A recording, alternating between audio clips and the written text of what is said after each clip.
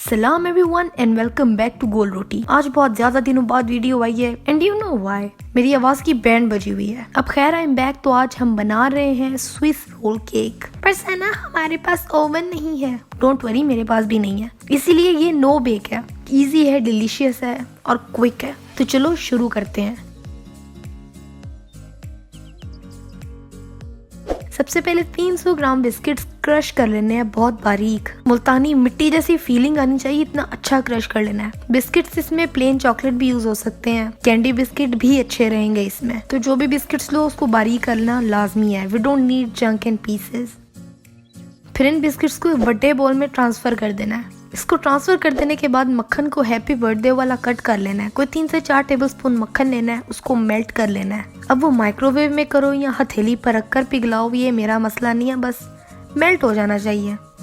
और ऐड कर देना फिर अपनी मुल्तानी मिट्टी में। फिर जी ले लेना है 1 कप दूध।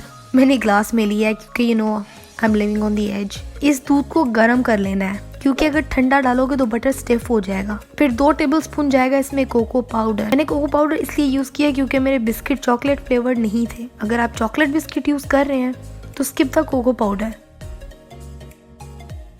फिर सारा दूध डाल के मिक्सी कर लेना है।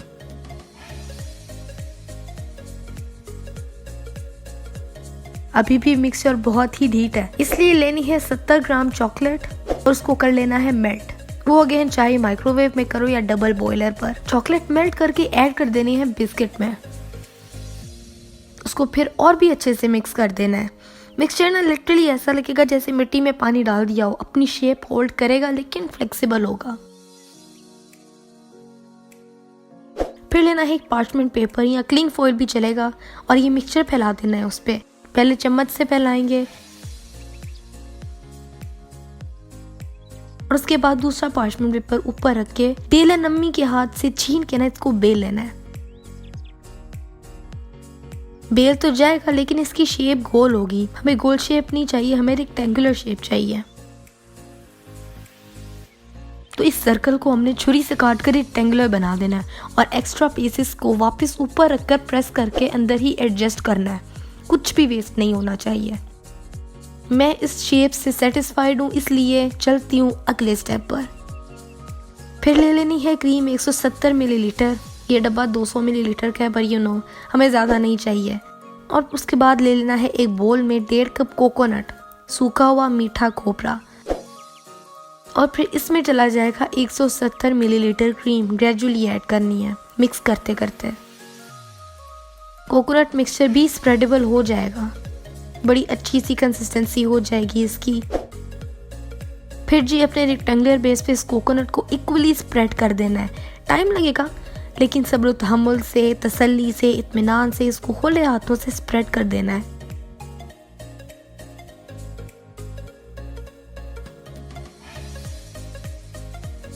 और फिर पार्चमेंट पेपर को एक एंड से उठा के इसको रोल कर देना है। जैसे घरों में कारपेट्स रोल नहीं करते हैं, बिल्कुल वैसे ही टाइट रोल करना है अच्छे से। और इसी पार्चमेंट से इसको कवर करके फ्रीजर में 15 मिनट के लिए रख देना है ताकि थोड़ा सा सॉलिड हो जाए।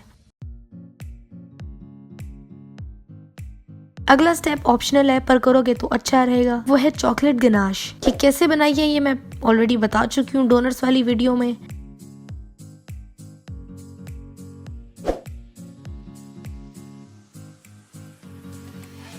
गनाश बना के अपनी चिल्ड केक पर यूं लगा देनी है। केक पूरा कवर कर देना है गनाश से बहुत अच्छे तरीके से। वो कहते हैं ना कि किए कराए पे पानी फेर देना, हमने किए कराए पे चॉकलेट फेर दी है।